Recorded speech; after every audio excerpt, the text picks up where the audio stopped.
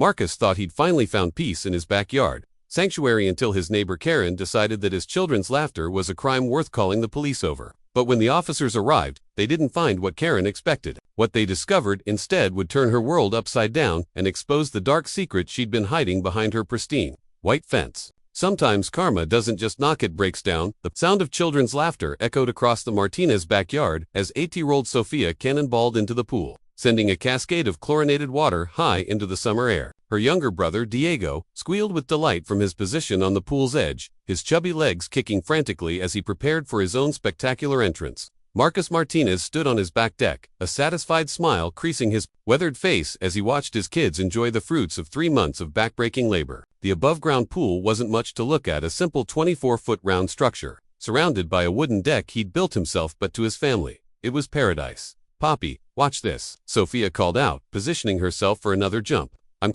watching Mia," Marcus replied, his voice warm with pride. At 42, he'd worked construction for nearly 2 decades, saving every penny to buy this modest house in the quiet suburb of Millbrook Heights. The pool had been his wife Elena's dream before cancer took her 2 years ago. Now it was his promise to her that their children would have the childhood she'd always envisioned. The harsh clang of metal against metal shattered the peaceful moment. Marcus turned to see his neighbor, Karen Whitfield, aggressively yanking open her back gate. Her perfectly coiffed blonde hair remained unnaturally still, despite her obvious agitation, and her white tennis outfit looked like it had been pressed moments before. "Excuse me," Karen's voice cut through the air like a blade. "Excuse me, Mr. Martinez." Marcus had lived next to Karen for 3 years, and their interactions had been cordial at best. She was the type of woman who measured her grass with a ruler and left passive-aggressive notes about garbage can placement, but there was something different in her tone, today's something venomous. "Good afternoon, Mrs. Whitfield," Marcus called back politely. "Beautiful day, isn't it?" Karen's face flushed red as she marched to the chain-link fence that separated their properties. "Don't you, good afternoon me? This noise is absolutely unacceptable." Noise. Marcus glanced at his children, who had stopped playing and were now floating quietly in the pool, their wide eyes fixed on the angry woman. "They're just playing." Karen's voice rose to a shriek. "It's been going on for hours. The screaming, the splashing, the carrying on. I have guests coming for bridge this afternoon, and I cannot have this chaos ruining the ambience of my garden party." Marcus felt his jaw tighten. "With respect, Mrs. Whitfield, it's Saturday afternoon. Kids are allowed to play in their own backyard, not when it disturbs the peace of the entire neighborhood." Karen pulled out her phone and began waving it like a weapon. "I've already documented 12 separate noise violations just this morning. The Homeowners Association will be hearing about this. Mark my words." Sophia and Diego had climbed out of the pool and were now standing behind their father, Diego's small hand clutching Marcus's leg. The sight of his frightened children ignited something primal in Marcus's chest. "Mrs. Whitfield, I think you need to take a step back," Marcus said, his voice steady but carrying an edge of warning. "My children have every right to enjoy their pool, your pool." Karen laughed, the sound sharp and bitter. "Don't you mean your illegal installation? Because I've done my research, Mr. Martinez. I know for a fact you never pulled the proper permits for that monstrosity." The words hit Marcus like a physical blow. He had pulled permits, he'd spent weeks navigating the bureaucratic maze at City Hall, paying fees that had stretched his budget to the breaking point. But Karen's confidence made him doubt himself for a split second. "I have all my permits in order," he said firmly. "We'll see about that." Karen's smile was predatory. "We'll see about a lot of things. Some of us care about property values in this neighborhood. Some of us understand that there are standards to maintain." The racist undertone wasn't lost on Marcus. He'd heard it before in job interviews where he was suddenly overqualified, in-store clerks who followed him a little too closely, in school administrators who assumed his children needed extra help despite their straight A's. But hearing it in his own backyard, in front of his kids, made his blood boil. "I think this conversation is over," Marcus said, turning to guide his children toward the house. "Oh, it's far from over," Karen called after them. "You people think you can just move into a nice neighborhood and do whatever you want. Well, I have news for you. I know exactly what kind of person you are, and I'm going to make sure everyone else knows too." Marcus froze. Slowly, he turned back to face her. "What did you just say?" Karen's eyes glittered with malice.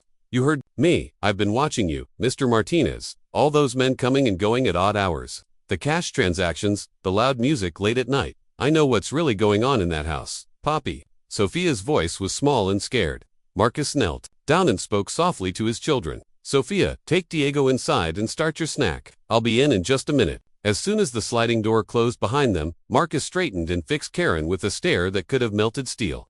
Say what you're trying to say. I don't have to say anything, Karen replied smugly.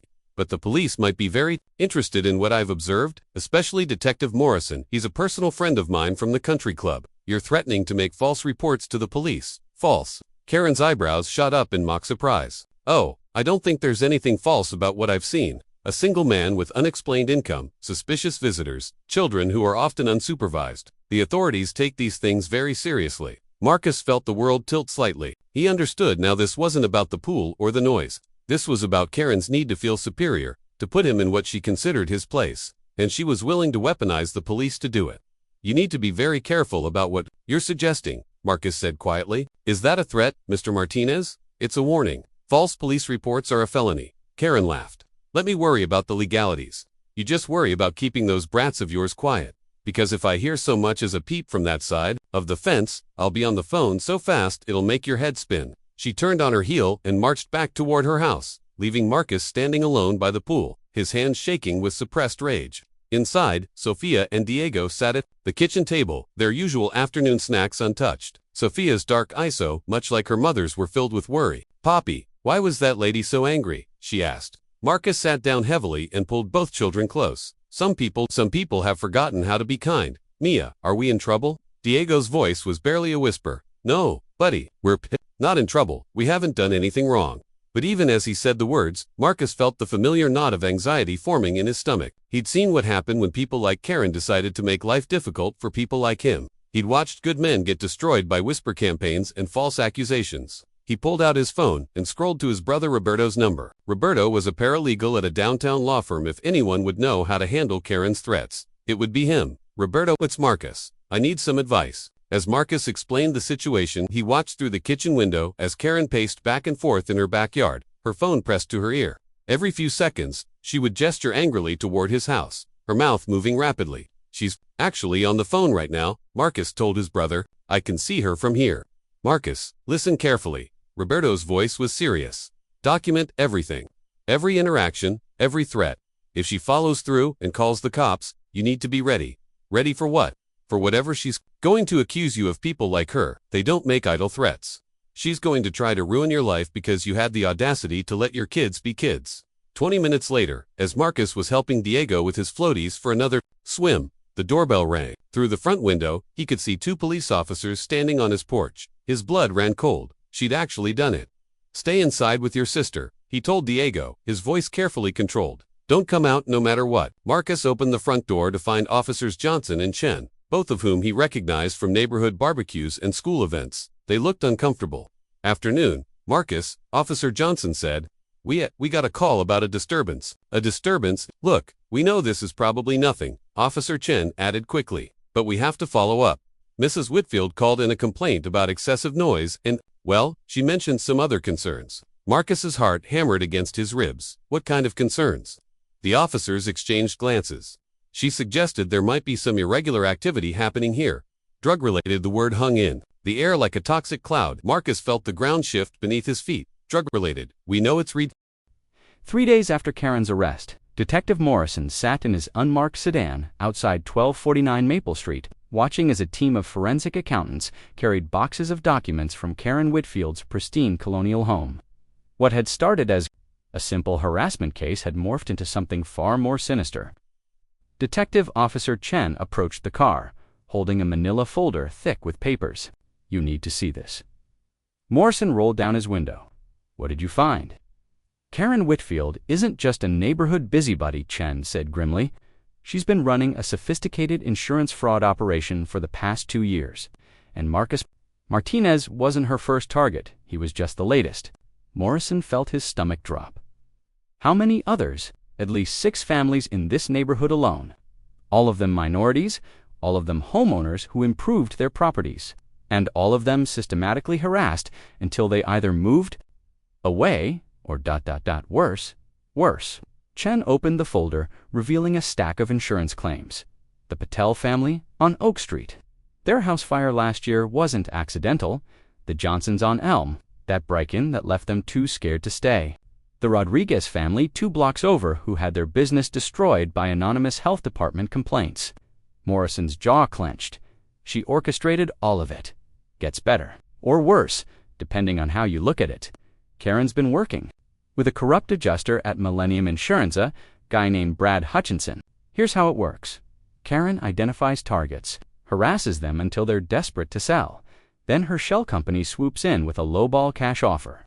Once she owns the property, mysterious accidents happen and boom insurance payouts that are way above market value. The detective stared at the modest homes lining Maple Street, seeing them with new eyes. How much money are we talking about? Conservative estimate? $3.2 million over 18 months. Morrison whistled low, and Martinez, his property is worth about $400,000, but with that pool and the improvements he's made, insurance value would be closer to $650,000. Karen stood to make a killing if she could force him out. Across the street, Marcus was teaching Sophia how to properly dive into the pool, while Diego cheered from his inflatable ring. The sound of their laughter carried on the afternoon breeze, the same laughter that had triggered Karen's latest scheme. There's more, Chen continued. We found detailed surveillance notes going back 8 months. Karen documented every person who visited Marcus's house every time his kids played outside. Even what TV shows they watched based on the flickering light from their windows. Stalking. Obsessive stalking. But here's the kicker: she wasn't just watching Marcus. She had files on half the neighborhood: the Kowalskis on Pine Street, the Washington family on Birch Avenue, the new couple from Ethiopia who just moved in last month. All documented, all cataloged, all potential targets. Morrison got out of his car and walked toward Karen's house, where crime scene tape fluttered in the breeze. The perfect lawn, the meticulously trimmed hedges, the spotless exterior, all felt sinister now, like a predator's camouflage. What tipped you off that this was bigger than harassment? Morrison asked. The CPS call, Chen replied. When we followed up with the caseworker, she said the complaint was incredibly detailed. Too detailed? It included information about the Martinez family's medical history, financial records, even Sophia's grades from 2 years ago. Information you can't get from casual observation. Someone with access to databases exactly. And when we traced, but the cell tower data shows it was made from inside Karen's house.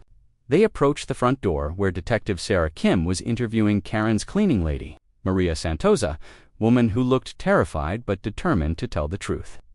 She paid me extra to take pictures, Maria was saying in accented English, pictures of mail, of papers left on tables, of anything with names and numbers.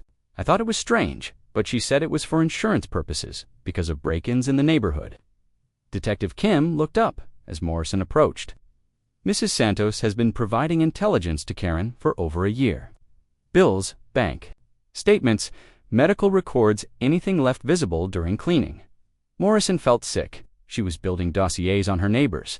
Not just neighbors, Kim corrected. Look at this. She handed him a photograph taken inside Karen's home office.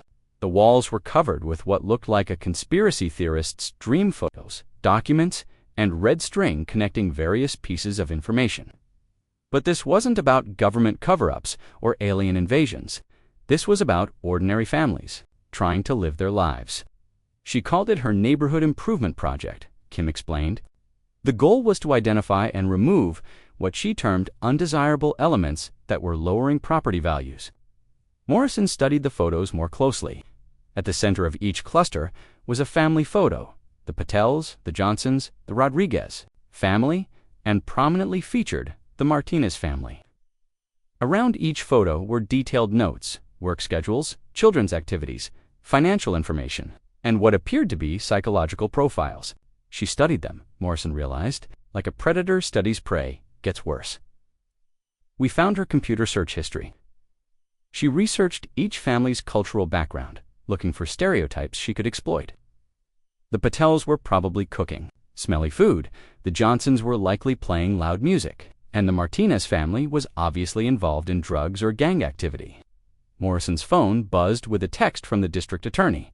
Press conference at 6 p.m. Media's gotten wind of this. We need to control the narrative. But first, Morrison wanted to check on Marcus and his family.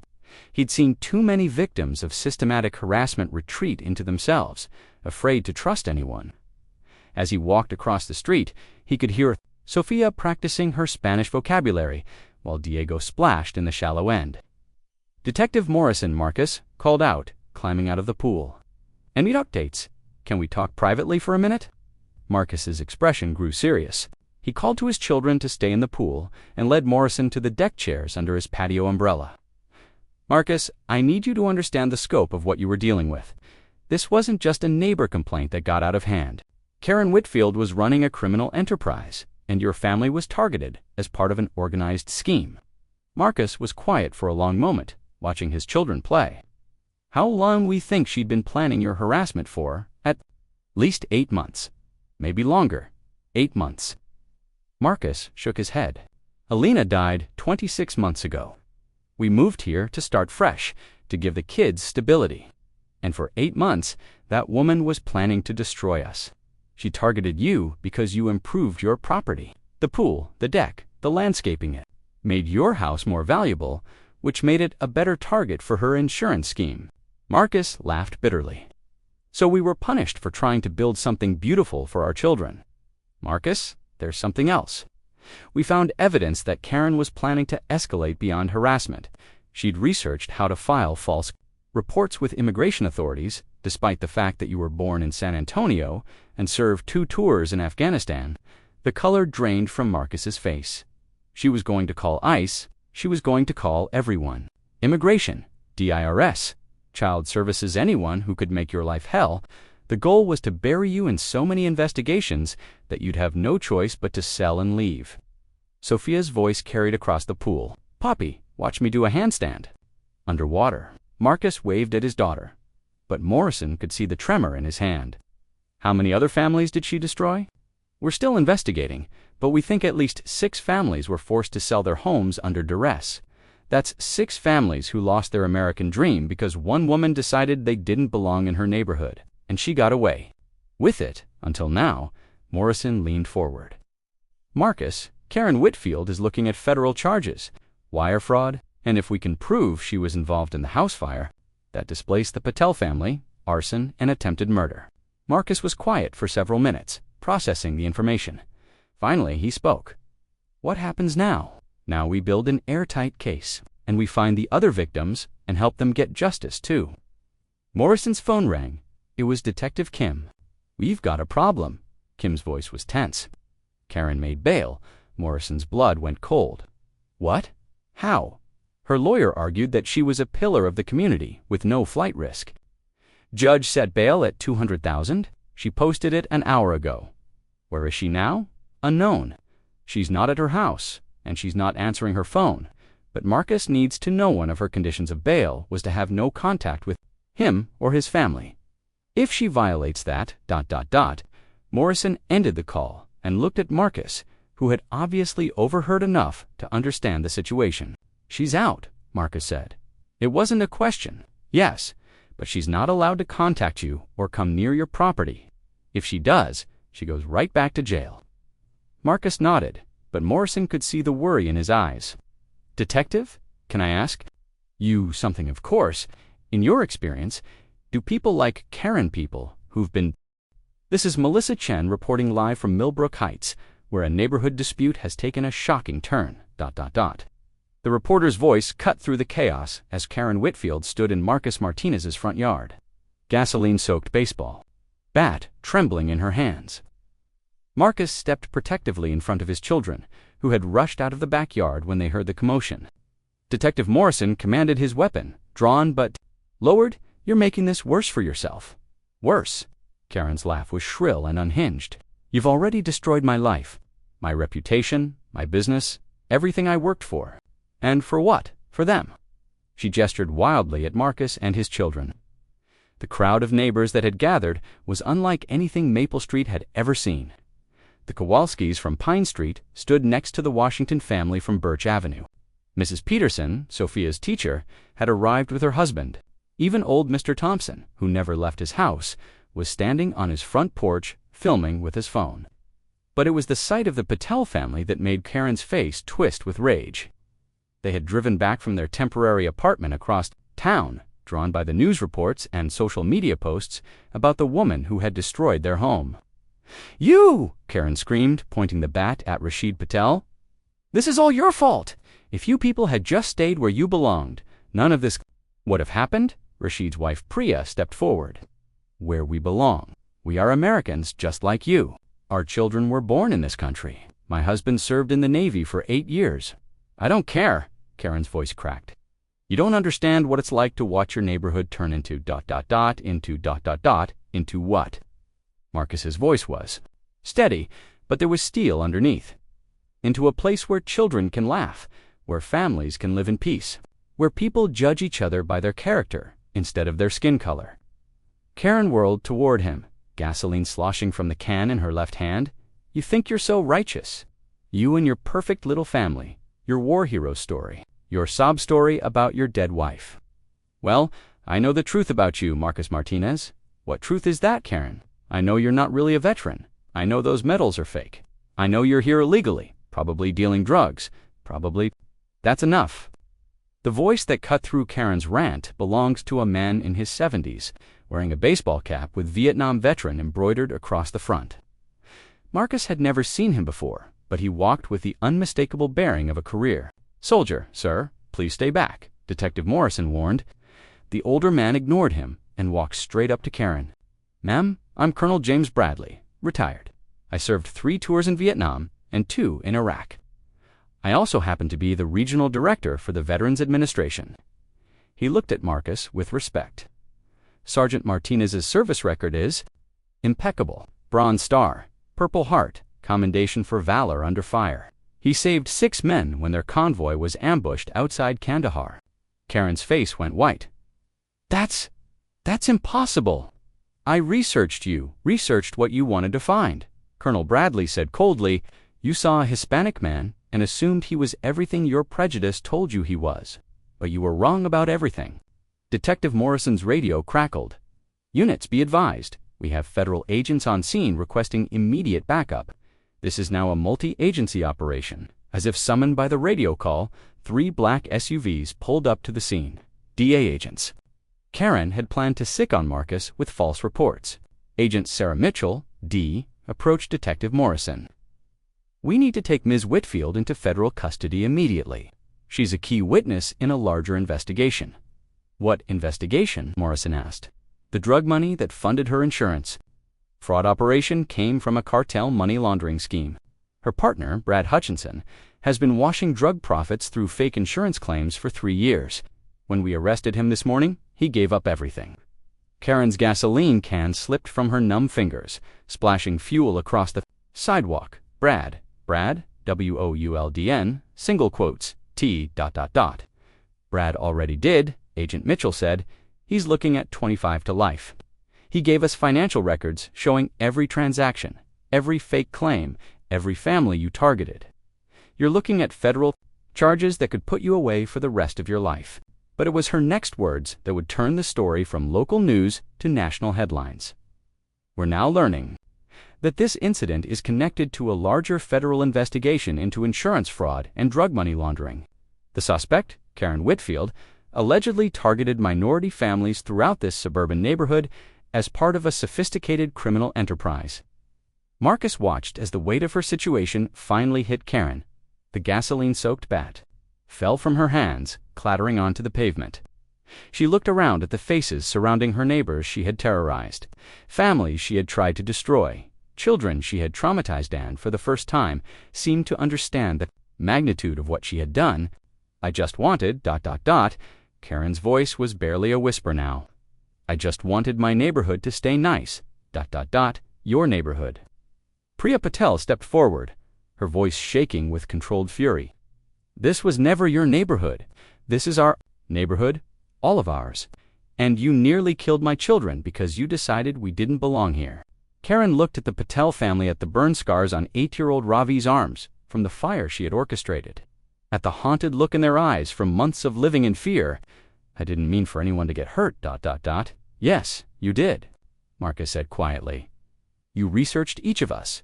You learned our routines, our vulnerabilities, our children's schedules. You knew exactly what you were doing.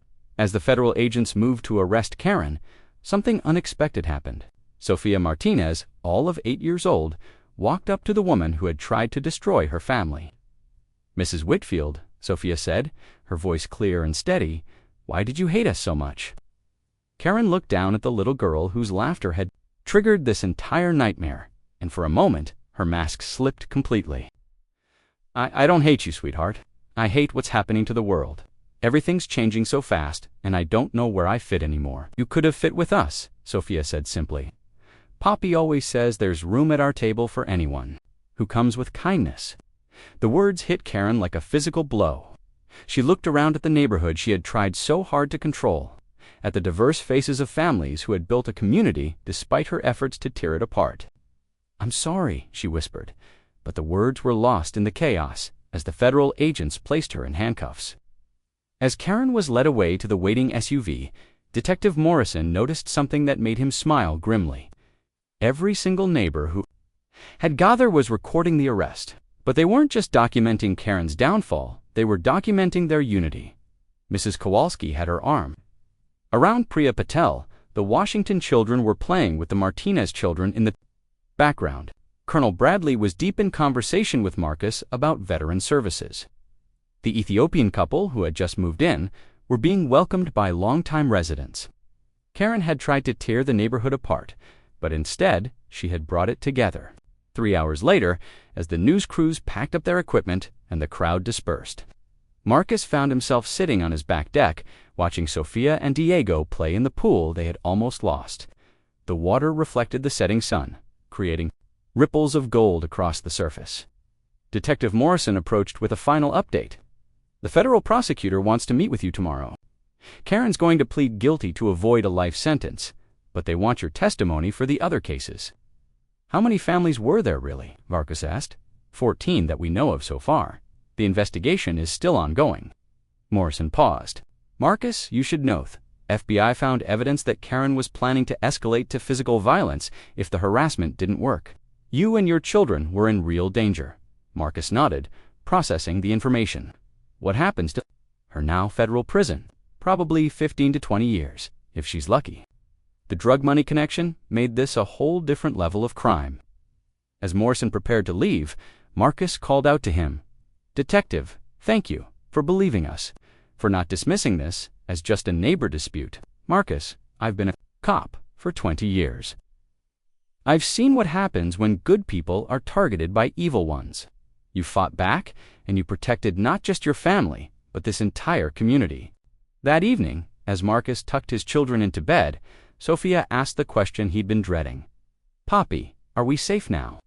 Marcus looked at his daughter so much like her mother, so brave and thoughtful, and realized that safety wasn't just about the absence of threat. It was about community, about belonging, about the knowledge that good people would stand up for what's right. "Yes, Mia, we're safe, and we're home." Outside, the pool lights